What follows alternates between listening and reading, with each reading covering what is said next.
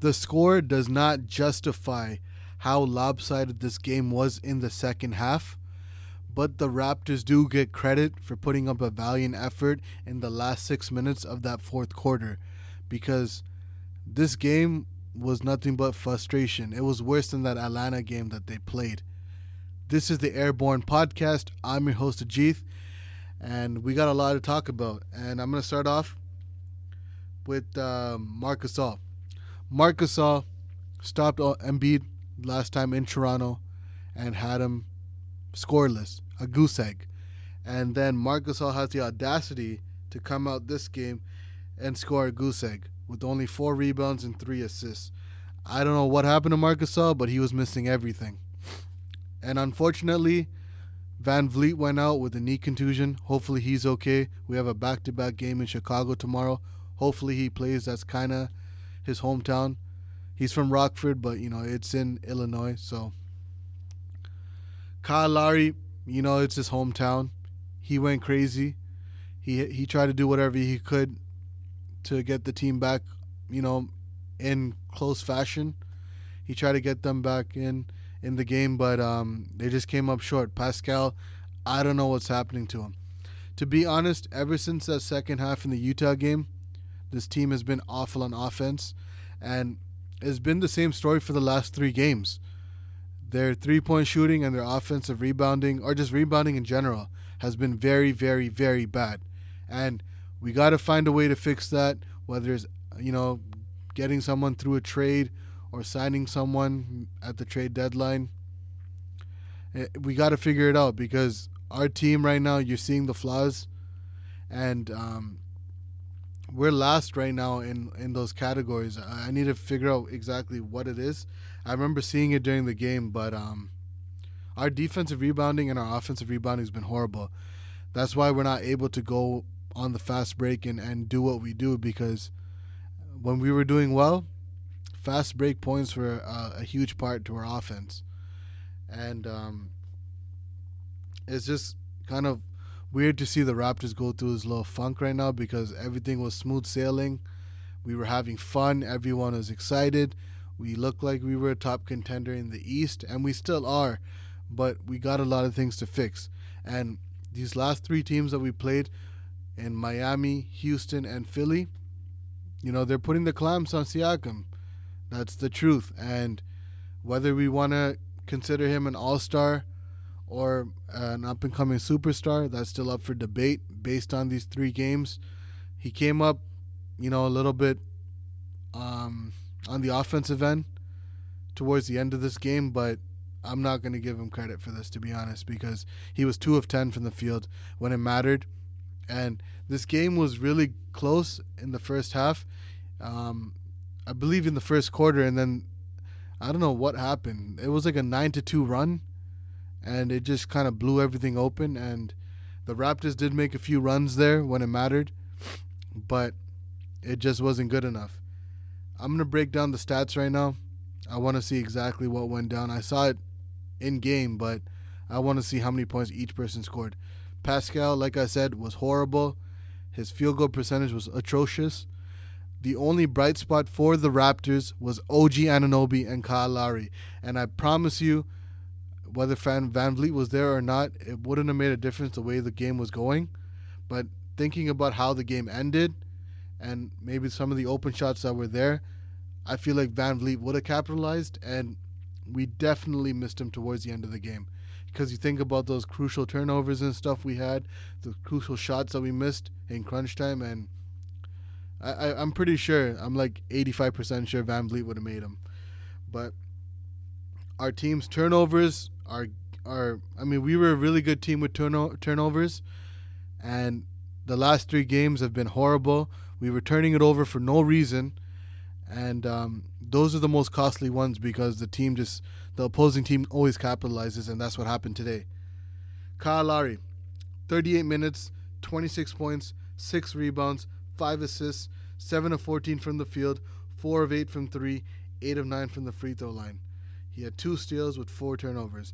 He was, like I said, one of the bright spots along with OG Anunoby this game when Pascal Siakam decided to disappear. It is what it is. We're going to give him the benefit of the doubt just because, he's still becoming a number one option. He's still trying to figure it out.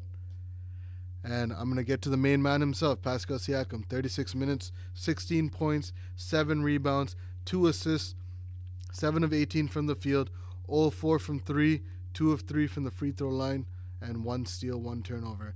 OG Anunoby, best thing that happened today. 35 minutes, 19 points, 10 rebounds, 2 assists, 8 of 14 from the field, 2 of 4 from the three-point line, 1 of 1 from the free throw line. Had 1 block, 4 steals. Marc Gasol, goose egg, like I said. 30 minutes of play, 4 rebounds, 3 assists, 0 of 6 from the field, 0 of 4 from the three-point line, and didn't get any free throw attempts, and he looked like Joel Embiid basically the last time we played him at home. Van Vliet, 12 minutes, 2 points, 1 rebound, 2 assists, 0 of 1 from the field, 0 of 1 from the three-point line, 2 of 2 from the free throw line. I think the minute that he got injured was when was when he was coming up with the ball and he turned it over on James Ennis, I believe. I'm not sure if you guys remember that play, but he kind of just let it slip and he didn't really make the effort to run back. He kind of just jumped in the air to try to intercept it, but it didn't work out, and after that he was basically out. But he was still on the bench because they showed him right after that play, and he didn't have anything on his knee or whatever, but it might have been more of like a cautious thing more than an actual injury. And I feel like he basically, just wanted to, I don't know, there's still a chance that he might play tomorrow, but we have to see. And Serge Ibaka, 12 points, 7 rebounds, 3 assists, 5 of 15 from the field, 2 of 5 from the three-point line, and 0 of 1 from the free throw line. And he only played 28 minutes. Norman Powell was atrocious, if I'm being quite honest. If the way he played, I don't even want to get into it, to be honest, but him and Ibaka basically, I don't even want to talk about it, to be honest, because they came in the first quarter and they had 4 turnovers. And that first quarter, the way it ended on that 9-2 run, was basically the reason why everything went in scramble mode. Like, it was very frustrating to watch, and every Raptors fan can definitely agree with me on that one.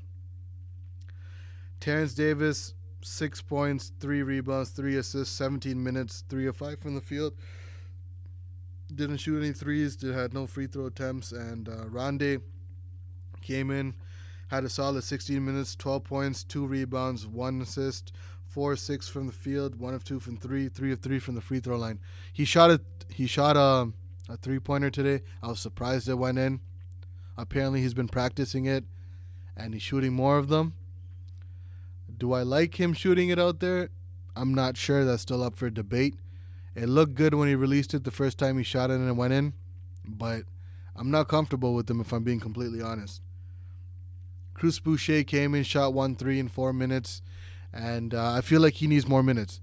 The way the Raptors were playing before Kyle Lowry and Ibaka came back, I feel like is a completely different style than when they did come back, and you can see it in the play that they're all adjusting. And Van Vliet getting injured is not helping the situation right now, and hopefully it's not as bad as it is, or it seems to be. And I'm guessing that maybe they just were being cautious, like I mentioned earlier, and that he'll be back for tomorrow. It's still up for debate, but it's Chicago, so I'm not worried whether he plays or not, because we can still hold the fort. Nick Nurse was agitated the whole night. You saw him bashing the referees. It was, the Raptors got fouled a few times there and they never got the call, the benefit of the doubt. And the coach's challenge he used towards the end, while the Raptors did make a run, it didn't work in their favor.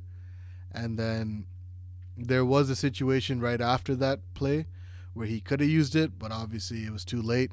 And I feel like we could have got the call to go in our favor, but sometimes it doesn't go our way. And these last three games specifically haven't gone our way, and we need to get it together. These are three playoff teams in the two playoff teams in the East, one in the West, and we need to figure it out. Like right now, I believe we fall to fifth place after this loss to Philly, with Milwaukee leading the fort with the 14-game winning streak. Then you got Boston, then you got Miami, and then now you have Philly on top of us after this W because they played a couple more games, even though we're tied for the season series. And then you have us in fifth place. And it doesn't get any easier because you still got that sleeper team, that black horse in the Indiana Pacers, where Victor Oladipo is going to come back. And if he is the same player he was before he got injured, you got Malcolm Brogdon in the backcourt with them. You got T.J. Warren, who's an underrated player. You got Sabonis and Turner. And those guys are a force to be reckoned with. And the East might be weaker than last year in terms of like the superstar status that's there. But overall as a conference, the top 5 teams are still legit. They're still there and they're down to play. They're a threat every night. And right now Indiana still doesn't have him back yet, Oladipo. So we have to wait and see. But we already know, based on a good 21, 22 game sample, that the top 4 or 5 teams, even the top 6 you can say, is Milwaukee, Boston, Toronto, Miami, and Philly. Like those 5 teams. And then you got Indiana. And then the last 2 places in the East is really up for debate. Whether you want to go Orlando, you want to go Detroit, you want to go Brooklyn. It's all up to you. That's something you guys can debate. Let me know in the comment section if you really want to debate on that. But this thing has been crazy tonight. Like, I mean, I knew it was going to be a tough game today, but I didn't think that the Raptors were going to let out like that in the beginning. And that 4-point play in that first quarter by Thibault to end the quarter where Kyle Lowry fouled him was a backbreaker, if I'm being honest. If that didn't happen, even after that, the Raptors came back and went off. Like they came back, they caught up, and it was only like a 1 or 2 possession game. But Tobias Harris, I'm so sorry. I completely forgot to even give the credit where credit was due. Tobias Harris came out like a god. He was a legit Toronto killer. He's been a Toronto killer for years, and it didn't work out for him in the playoffs last year. But this year specifically, or this game, he went off. There was nothing to stop him. He was making everything. There was one play where he was looking for a foul call, but he still made the shot. And I'm going to get into Philly stats right now because Philadelphia played as perfect as a game as they could have the first 3.5 quarters. And the last 6 minutes when the Toronto Raptors were going on a run was when everything went to ish. Because at the they're very turnover prone. Joel Embiid, Ben Simmons, turnover prone all the time. You saw it in that game in Toronto. I believe Embiid had 4 turnovers. Ben Simmons had 7. And they've been like that the whole time. When Kawhi was, in Toronto last season, Ben Simmons did not know how to handle the ball. He was scared to dribble the ball with the claw on him. And Joel Embiid did not have a goose egg tonight, but I don't think it was any better than what it was that night. I mean, he had, how many points did he have? He had 10 points in 30 minutes with 8 rebounds, 6 assists, 3 of 7 from the field, 0 of 1 from the 3-point line, and 4 of 6 from the free throw line. He had 1 block, 1 steal, and 7 turnovers.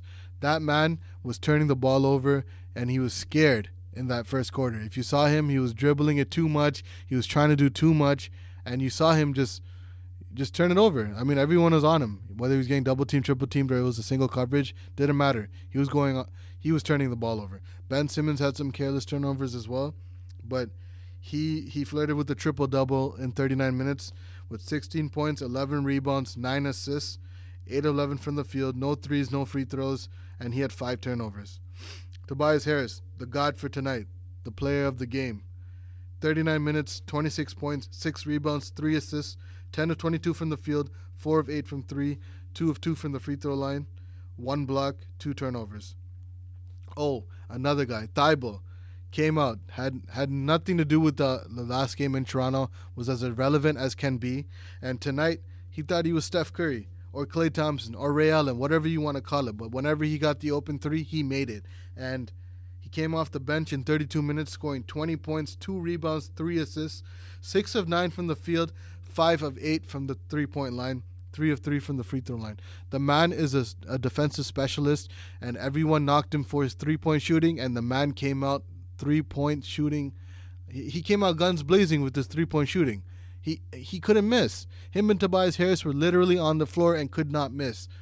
And the Raptors were not doing any favors by leaving those two open. It didn't matter. Like, they were making everything. James Ennis had a decent game. 23 minutes, 11 points, 2 rebounds, 1 assist, 3 of 8 from the field, 1 of 4 from the three-point line, 4 of 4 from the free throw line. They needed a second point guard out there, so Neto was out there. Rahul Neto was out there at times. He had 5 points, 3 rebounds, 1 assist in 10 minutes, 2 of 3 from the field, 1 of 1 from the three-point line. Mike Scott, usually a Raptors killer, was not tonight.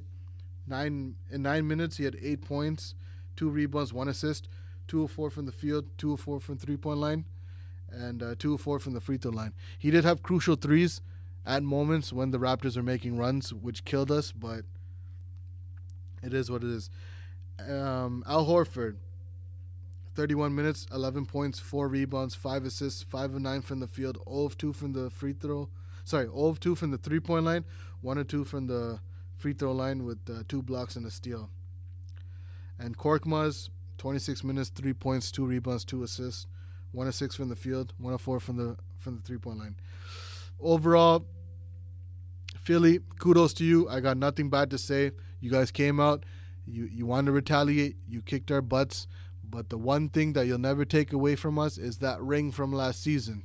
That's all I'm going to say. And do you guys have a chance to make it this year and go all the way? Yeah, you do. But don't forget, Kawhi's on the other side, and the Clippers and Lakers are waiting. So make sure you bring that A game if you're really, really thinking about making it to the finals and working for that chip. My thing is with the Raptors, 3.5 quarters, like I mentioned earlier, the worst basketball I've seen all season. You know, Raptors fans have been spoiled to the point where we expect good basketball all the time. And, I mean, I don't think that's a bad thing because, you know, you expect that from your basketball team. But for us, it's like when you see games like this, you do get upset, but you can't get that mad. Like me personally, this like pisses me off to a certain extent now, and I'm trying to keep my emotions in check because I got to give the Raptors the benefit of the doubt, and hopefully they'll turn it around. And the last 6 minutes of this game shows them, like hopefully Nick Nurse and their whole coaching staff can show them the way they were playing their defense in that 6 minutes, because that's what we need to get back to. Because the last 2 games before this game, we let the opponents score an average of 120 points, and you know they're exposing us when we don't have those fast break points. Our offense is very stagnant, and especially when like Pascal and all the other guys aren't making their shots. Like when Pascal and Marcus are not making their shots, that closes in on the defense on the other opposing team, right? Like they will close in on us and make us work for our offense. And luckily today Kyle Lowry was going off. You know, it was his hometown team, and you know he did it up. But Van Vliet would have helped, but he got injured, and that's all she wrote. Hopefully tomorrow, Chicago, we can go in and get back in the W column, but we shall see. Chicago's been playing pretty good now. And last that I checked tonight, they were up on Miami 62-59. Don't know how that ended, but they're gonna play. They're on a back-to-back just like us, and the Raptors are usually or have been good against the Chicago Bulls ever since Jimmy Butler left. So we'll see how that goes. Hope y'all enjoyed this podcast, this rant, whatever you want to call it. But I appreciate you all tuning in, and leave a like if you did enjoy. I'm happy doing these videos, so I'm hoping that you guys support me, continue to support me, and stay tuned till tomorrow night for that Chicago post-game podcast. But till then, stay blessed, stay woke, and peace.